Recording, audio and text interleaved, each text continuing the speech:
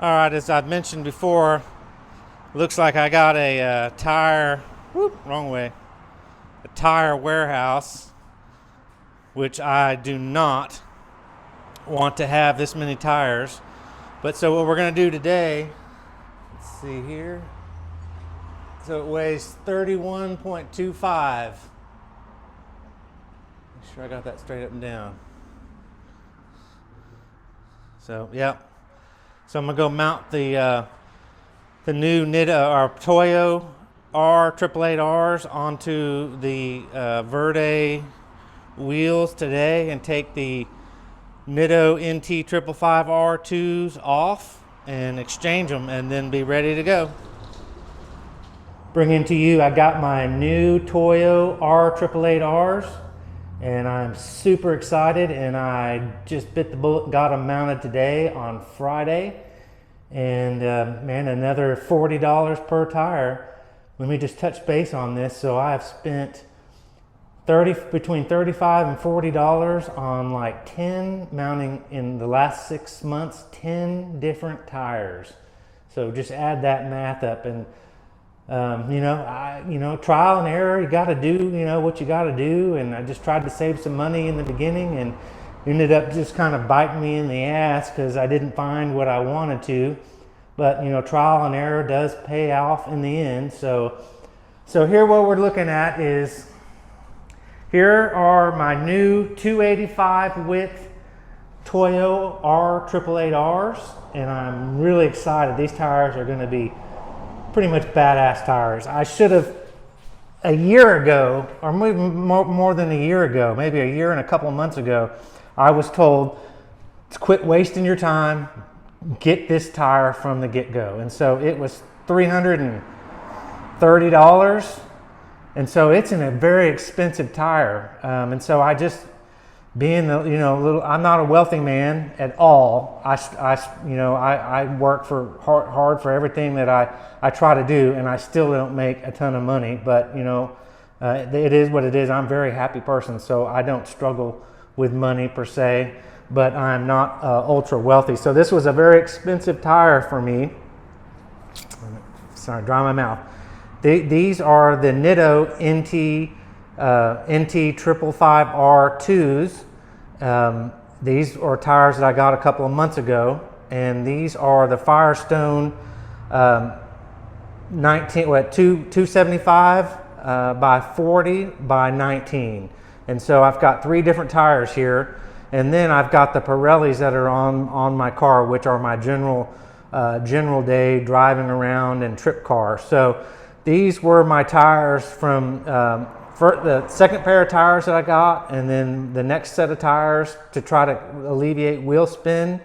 These were pathetic with trying to get off the line, even with my 300 horsepower or 315 horsepower at the rear wheels. This was no way going to hook up.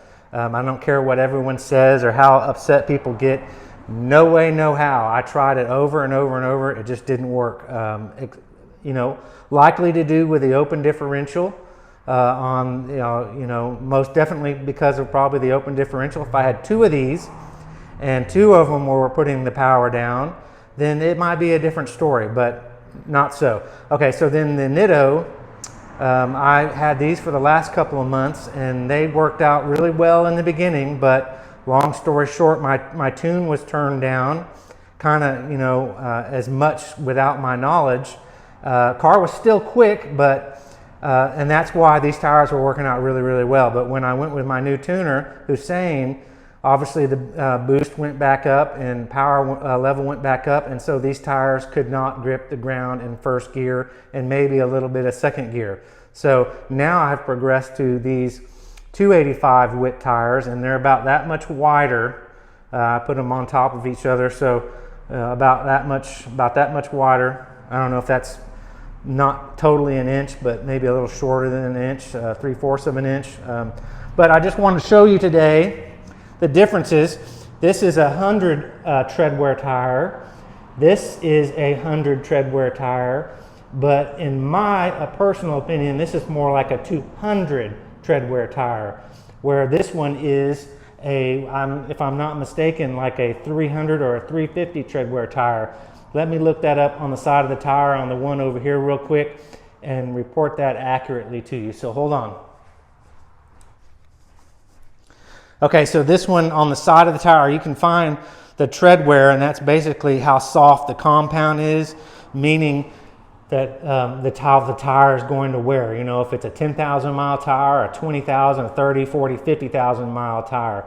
So this one is a 340. So obviously this is harder, and these two are supposed to be the same, but this one, in my opinion, is going to be the softer rubber versus this rubber here, and I'm going to show you next. But and I'll also zoom in and we can look at the different tread pattern and why I think this is a really great tire, the NT 555 R2. It's just more of a compromise between more of a street tire because of these big rain grooves here in the center, and some of the, I don't think the weather channeling here is much of a big deal with traction, but these two here and then the smaller one in the center, it's just a compromise between, you know, it's got to get more mileage, and then it's got to be able to handle some rain. And so obviously this is going to handle rain a lot better than the Nitto NT 05R. They're more of their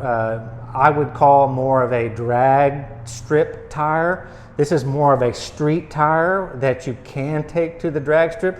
I took these to the drag strip here in Dallas and launched with a little bit detuned tune, and these were fine on a track. They had a little slip, and gave me a little bit of wheel hop, but that's before I had my Z1 Motorsports bushing collars installed. So I got some pretty considerable wheel hop with these tires. But yeah, so that's it. I just wanted to show you these tires. And these are going to go on the car today, so I can start wearing them in and scuffing them up. But yeah. Okay, so basically what I was talking about, so you have a little closer up view, are these rain channels or grooves here. I'm just probably not calling those the right term, but that's what those are for, and to evacuate water as you run over the road. And very similar, these are quite large, but I was going to get into and show you, you know, how you can tell a good grippy tire is you come in and you put your nail in there, your fingernail. I don't have long fingernails, but you can come in and you can either dig your fingernail in, you feel the fingernail kind of penetrate into the rubber. So I've got this flathead little screwdriver right here. It's going to exaggerate that. So you can see when I push here how soft, and it leaves a mark, a little indentation in there. So here we have, that was the Toyo here. So here's my Nitto. I mean, those look like they're pretty good too. You can actually see, you know, it depressed. It's not leaving the marks that this one is, because maybe this one is scuffed in. But you can see it bounces back a lot quicker, and it doesn't leave signs that like this one does. As I push, this is definitely more jelly type and more, you can definitely penetrate it more. It's a softer compound. So this is a 100 tread wear and this is a 100 tread wear. That's why I kind of specify that this may be closer to a 200 or a 175 tread wear tire. So obviously this tire is going to possibly give me more grip. I'm not going to say 100% sure right now. At this moment, this is my answer, but I am definitely relying and hoping that this tire is going to be my answer to my first gear spin and make my car where it doesn't shift early, like I've shown in other videos. So here we have that. So you can see that this is a soft tire, not as soft as this one, but then we come to the Firestone ND 500. I mean, it's not nearly as hard as, you know, your tires that are going to get 50,000 miles, but it's definitely a harder compound tire. When I dig my nail and I can't really feel it going in, where I could just kind of slide it across, whereas this tire here, man, when I put it in, my fingernail sticks. And once I stick it in, I can't drag it unless I want to rip my fingernail off. But yeah, you can see the 3 different tires here. You can see that this one is obviously a 275. It's less wide. It looks a little less wider than this one here. This is the Nitto, even though this is a 275, and then this is the 285. Where actually, visually, this one looks almost as wide as the 285. But when I set them on top of each other, there is a little bit larger difference. You know, 275 to 285 is what, 10 millimeters? So it's definitely not very big. So, you know, on a ruler, 10 millimeters is, you know, just that difference right there. If I'm 10 millimeters, so a quarter of an inch. So not very big difference. Okay, so here I have put the Firestone Indy Firehawk tire, 275 tire on the scale, and it, just to show you, tips the scale at 29.85 pounds. So it is a little bit lighter. Remember, the strap weighs, I think, 0.30 or 0.35. So the other Toyo tire, the Toyo 888R, that weighed exactly 30 pounds if you take away the strap. So these are you know, closer to 29.5 pounds. So there you go.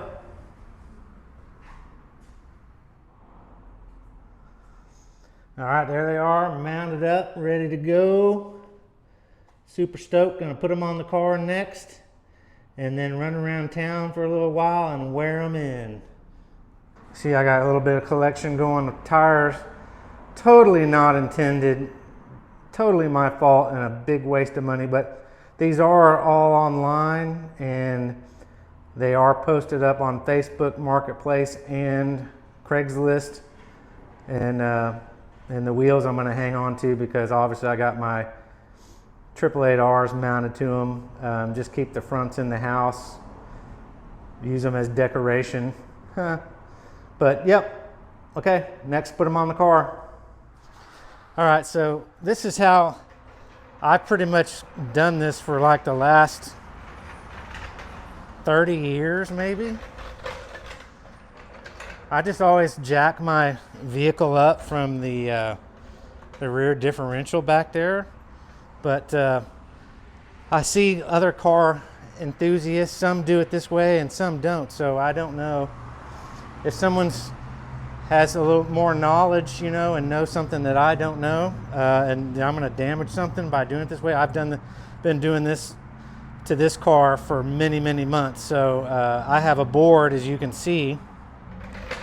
I've got a board on here, so it's just not metal to metal. And so I use that and kind of soften the you know, contact there.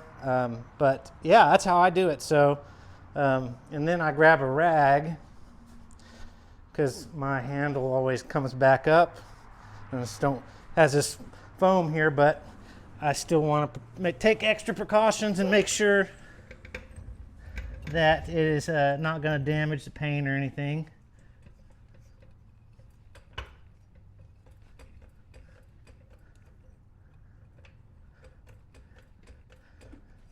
But yeah, this is how I've always done it. Putting the jack on one side over here, and then going over here and putting the jack on the other side just seems like a lot more work. And, you know, positioning it under the car, it's a lot easier to see just from back here doing it. This is a low profile specific jack, so I don't know if that has something to do with it, but I just jack it once and get both the tires off the ground. I'm going to loosen up my lug nuts first before I fully take them up off the ground. But yeah, just want to show you this process. All right, just to show you,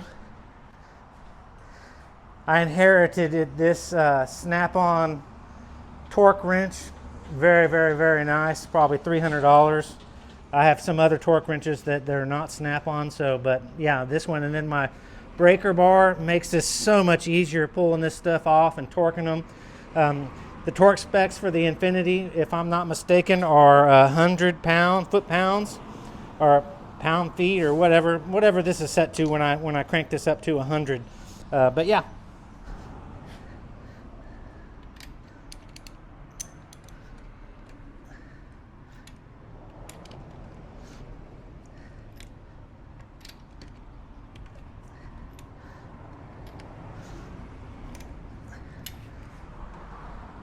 chips or anything on this car. I really love this car a whole bunch, and so I just want to take care of it and preserve it.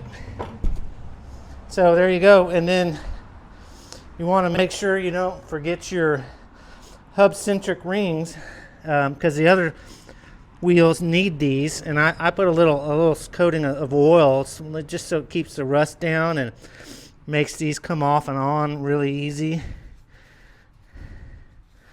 So put these on, hub centric rings, and that makes the tire fit properly. So there you go. Got them on the car. Lower this down. Get my torque wrench.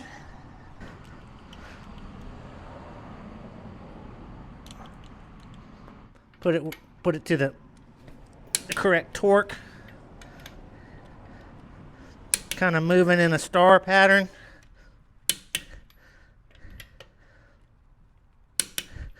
There you go. Okay, so man, it's like in the 80s again today. Man, it's just pretty brutal.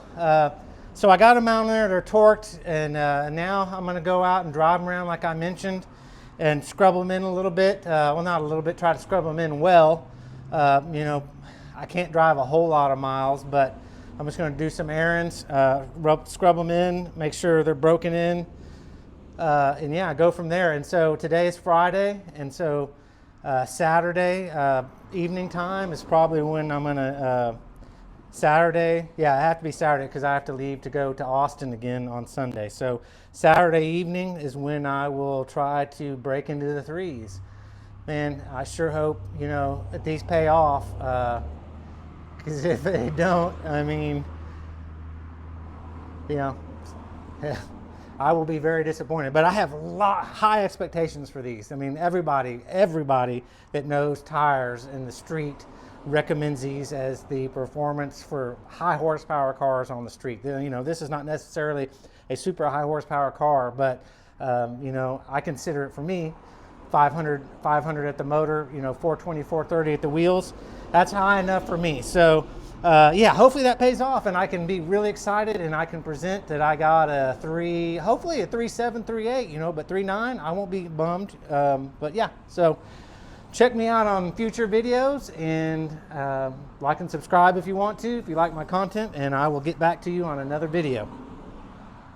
Okay, just to show you real quick the clearance on these, because the 275s on these 42 plus offset wheels was pretty close.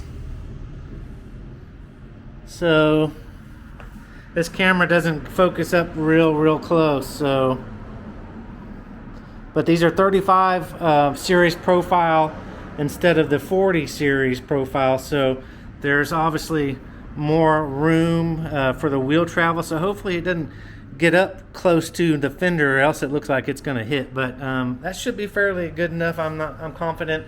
These are not going to be on the car all the time, just for specific having fun and, you know, pressing the, you know, 0 to 60, you know, racing around maybe just for a little bit. So not a super big issue from general around driving, but yeah, there's that that gap, not much.